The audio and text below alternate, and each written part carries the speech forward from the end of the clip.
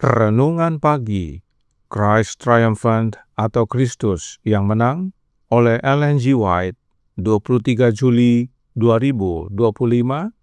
Mari kita berdoa. Bapa kami yang di sorga, Allah pencipta langit dan bumi, laut dan segala isinya, Allah yang maha besar, maha kuasa, sumber segalanya, yang kami sembah selalu melalui anak-Mu yang tunggal, Yesus Kristus. Terpujilah Yesus, anak Allah yang maha tinggi, yang adalah roti hidup dan air hidup bagi kami. Pada pagi hari ini kami bersyukur boleh bangun dan berbakti, dan sebagaimana membaca dan mendengarkan nasihat firman-Mu, kiranya ini menjadi pembaharuan bagi kami semua, agar kami hidup berdasarkan setiap firman Allah yang keluar dari mulut-Mu, ya Bapa. Beserta kami sepanjang perbaktian ini, kehendak-Mu yang jadi. Ampun kami akan dosa dan salah, karena kami berdoa hanya dalam nama anak Allah yang tunggal, Yesus Kristus, yang adalah Tuhan dan Juru Selamat kami. Amin. Renungan hari ini akan dibacakan oleh Saudara Jones Ayorbaba. Kepada Saudara Jones, kami persilahkan. Baik, terima kasih. Selamat pagi buat kita semua. Judul bacaan renungan pagi kita pada pagi hari ini, kita harus hidup berdasarkan setiap firman Allah. Ayat ini terdapat dalam Matius 3 ayat 17. Inilah anakku yang kukasihi, kepadanya lah aku berkenan. Ketika Kristus membungkuk di tepi sungai Yordan setelah pembaptisannya, ada cahaya terang yang turun seperti burung merpati dari emas yang dipoles dan menyinarinya. Dan dari surga terdengar suara yang berkata, inilah anakku yang kukasihi, kepadanya lah aku berkenan. Kita membaca kata-kata ini, tetapi tidak memahami maknanya. Kita tampaknya tidak memahami nilai bagi kita. Kata-kata ini menyatakan kepadamu bahwa engkau diterima di dalam Sang Kekasih. Kristus dengan lengan manusianya yang panjang melingkari umat yang jatuh, sementara dengan lengan ilahinya ia memegang tahta yang maha kuasa. Dengan demikian menyatukan bumi dengan surga dan manusia yang jatuh dan terbatas dengan Allah yang tak terbatas. Di bumi ini yang terpisah dari surga kembali bersatu dengan surga. Sebuah komunikasi dibuka dengan surga melalui Yesus Kristus, sehingga umat manusia yang telah jatuh dibawa kembali ke dalam kasih karunia Allah. Di sini Yesus masuk ke padang gurun pencobaan, dan pencobaan dijatuhkan kepadanya 100 kali lebih berat daripada yang dijatuhkan kepada Adam dan Hawa di Taman Eden. Jika Adam dan Hawa hidup menurut setiap firman yang keluar dari mulut Allah, mereka tidak akan pernah jatuh, tidak akan pernah kehilangan hak untuk pohon kehidupan. Semua orang yang akan hidup menurut setiap firman yang keluar dari mulut Allah, sekarang akan dibawa kembali ke rumah Eden. Ada kebahagiaan, harapan, kedamaian bagi mereka yang putus asa. Kita tidak mampu memberikan kemampuan yang diberikan Allah kepada kita dan mengabdikan pada hal-hal biasa di dunia ini. Kita menginginkan iman yang akan memahami janji yang ditetapkan di hadapan kita dalam Injil. Saya melihat pesona yang tak tertandingi dalam diri Yesus. Saya tidak pernah berbicara tentang cobaan apapun yang tidak dapat saya tanggung, atau pengorbanan diri apapun yang tidak dapat saya lakukan. Saya melihat Dia yang mati demi saya, dan Dia tidak akan mati sia-sia untuk saya. Saya akan menempatkan diri dalam hubungan yang benar-benar dengan Allah, dan saya akan memiliki pegangan yang benar dari atas. Saya tidak mempelajari apa yang akan dikatakan dunia tentang saya, tetapi pelajaran saya adalah, Tuhan, bagaimana saya akan menyenangkan-Mu? Bagaimana saya akan melaksanakan misi saya di dunia ini? Jika kita akhirnya menjadi pemenang, ada pertempuran yang harus kita hadapi, dan kita akan menemukan bahwa daging berperang melawan roh, dan roh melawan daging. Kitalah yang harus menentukan siapa yang akan menang. Manuskrip 16 tahun 1886. Demikian pembacaan renungan pagi kita. Terima kasih atas penata layanan Saudara Jones. Tuhan Yesus memberkati. Selamat pagi saudaraku dalam Tuhan. Mari kita baca firman Tuhan yang terdapat dalam Ulangan 8 ayat 2 dan 3 yang berbunyi, Ingatlah kepada seluruh perjalanan yang kau lakukan atas kehendak Tuhan Allahmu di padang gurun selama 40 tahun ini, dengan maksud merendahkan hatimu dan mencobai engkau untuk mengetahui apa yang ada dalam hatimu, yakni apakah engkau berpegang pada perintahnya atau tidak.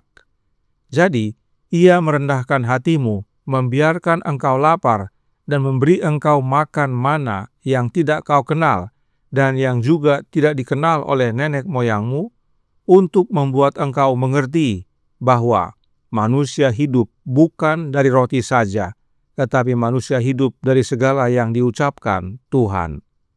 Inilah yang Yesus sampaikan kepada setan di padang belantara saat setan mencobai Yesus. Yesus andalkan firman Tuhan yang keluar dari mulut Allah lebih dari segalanya. Perhatikan yang Roh Nubuat katakan dalam manuskrip 113 tahun 1902 paragraf 11. Dalam setiap pencobaan, senjata peperangannya adalah firman Allah.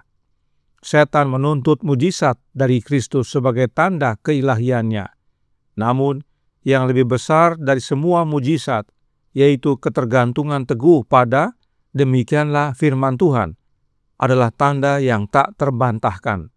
Selama Kristus berpegang pada posisi ini, yaitu berpegang teguh pada demikianlah firman Tuhan, si penggoda tidak akan memperoleh keuntungan apapun. Yesus tidak andalkan mujizat dalam menghadapi setan, tetapi bergantung penuh pada firman yang keluar dari mulut Bapanya. Sungguh terbalik dengan kita manusia. Manusia sering andalkan mujizat daripada firman Allah. Perhatikan pengalaman Tuhan Yesus saat dicobai oleh setan dalam Matius 4 ayat 3 dan Matius 4 ayat 4. Setan mencobai Yesus untuk membuat mujizat. Dia berkata, "Jika engkau anak Allah, perintahkanlah supaya batu-batu ini menjadi roti." Artinya, setan menggoda Yesus untuk membuktikan bahwa dirinya adalah anak Allah dengan membuat mujizat. Tetapi Yesus tidak perlu andalkan mujizat untuk percaya bahwa dirinya adalah anak Allah. Itu sebabnya dia katakan, ada tertulis, manusia hidup bukan dari roti saja, tetapi dari setiap firman yang keluar dari mulut Allah. Yesus percaya akan perkataan Bapanya yang dinyatakan sesudah pembaptisannya, di mana Bapa berkata, "Inilah anakku yang kukasihi, kepadanyalah aku berkenan." Yesus hidup dari setiap firman yang keluar dari mulut Bapanya. Karenanya Roh Nubuat berkata dalam manuskrip 22 tahun 1905 paragraf 12. Keakraban dengan firman Allah adalah satu-satunya harapan kita. Mereka yang tekun menyelidiki kitab suci tidak akan menerima tipu daya setan sebagai kebenaran Allah. Tak seorang pun perlu dikalahkan oleh spekulasi yang diajukan oleh musuh Allah dan Kristus. Harapan kita bukan pada mujizat, tetapi firman Allah. kita perlu mengambil waktu untuk baca dan mempelajari firman Allah, sebab itulah satu-satunya harapan kita. Renungan hari ini berkata dalam Christ Triumphant halaman 211 paragraf 3, jika Adam dan Hawa hidup menurut setiap firman yang keluar dari mulut Allah, mereka tidak akan pernah jatuh, tidak akan pernah kehilangan hak atas pohon kehidupan. Semua orang yang akan hidup menurut setiap firman yang keluar dari mulut Allah sekarang akan dibawa kembali ke rumah Eden.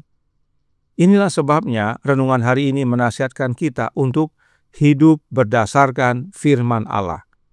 Dan tentang ketergantungan kepada firman Allah, Roh Nubuat berkata dalam The Review and Herald tanggal 18 Agustus tahun 1874 paragraf 5. Dalam pernyataan ini dan juga melalui teladannya, Kristus ingin menunjukkan kepada manusia bahwa kelaparan akan makanan duniawi bukanlah malapetaka terbesar yang dapat menimpanya. Karenanya tentang firman Allah, yaitu perkataan Bapanya, Yesus berkata dalam Yohanes 12 ayat 44 sampai 50. Tetapi Yesus berseru kepadanya, barang siapa percaya kepadaku, ia bukan percaya kepadaku, tetapi kepada Dia yang telah mengutus aku. Dan barang siapa melihat aku, ia melihat Dia yang telah mengutus aku. Aku telah datang ke dalam dunia sebagai terang, supaya setiap orang yang percaya kepadaku jangan tinggal di dalam kegelapan. Dan jikalau seorang mendengar perkataanku, tetapi tidak melakukannya, aku tidak menjadi hakimnya. Sebab aku datang bukan untuk menghakimi dunia, melainkan untuk menyelamatkannya. Barang siapa menolak aku dan tidak menerima perkataanku, ia sudah ada hakimnya, yaitu firman yang telah kukatakan. Itulah yang akan menjadi hakimnya pada akhir zaman. Sebab aku berkata-kata bukan dari diriku sendiri, tetapi Bapa yang mengutus aku, Dialah yang memerintahkan aku untuk mengatakan apa yang harus aku katakan dan aku sampaikan. Dan aku tahu bahwa perintahnya itu adalah hidup yang kekal. Jadi, apa yang aku katakan, aku menyampaikannya sebagaimana yang difirmankan oleh Bapa kepadaku. Artinya, saudaraku dalam Tuhan, kehidupan Yesus sungguh amat bergantung kepada perkataan yang keluar dari mulut Bapanya. Sungguh bergantung dengan apa yang Bapanya perintahkan untuk Yesus katakan. Itu sebabnya apa yang Yesus katakan bukan berasal dari dirinya sendiri, tetapi dari Bapanya. Sebab perkataan Bapanya adalah hidup yang kekal. Oleh karenanya, Yesus tidak khawatir akan makanan, meski sudah 40 hari berpuasa. Yesus bergantung sepenuhnya kepada firman Bapanya, sebab perkataan Bapanya, perintah Bapanya adalah hidup yang kekal. Maka demikianlah juga seharusnya kita. Setiap hari dalam hidup kita bergantung sepenuhnya kepada firman yang keluar dari mulut Allah Bapa. Tuhan memberkati, saya bawa dalam nama Yesus. Amin. Mari kita berdoa. Bapa kami yang di sorga, Allah pencipta langit dan bumi, laut dan segala isinya, Allah yang maha besar, maha kuasa, sumber segalanya, yang kami sembah selalu melalui anak-Mu yang tunggal, Yesus Kristus. Terima kasih atas nasihat yang indah dan menguatkan pada pagi hari ini. Bahwa sebagaimana Kristus kami pun harus hidup hanya berdasarkan firman yang keluar dari mulut-Mu ya Bapa. Sebab itulah hidup yang kekal. Oleh sebab itu penting bagi kami untuk akrab dengan firman-Mu, rajin membaca dan mempelajarinya, agar kehidupan kami hanya berdasarkan pada firman-Mu ya Bapa. Karenanya tolong kami ya Bapa, karuniakanlah roh anak-Mu dalam hidup ini, sebab hanya roh Kristuslah guru kami yang kompeten, yang dapat mengajar kami akan seluruh kebenaran, dan apapun yang kami baca dari firman-Mu, menjadi kekuatan dan pembaharuan. Kami pun menjadi saksi-Mu yang penuh kuasa dan hidup selaras dengan kehendak-Mu. Beserta kami sepanjang hari ini kehendak-Mu yang jadi, ampun kami akan dosa dan salah, karena kami berdoa hanya dalam nama Anak Allah yang tunggal, Yesus Kristus, yang adalah Tuhan dan Juru Selamat kami. Amin.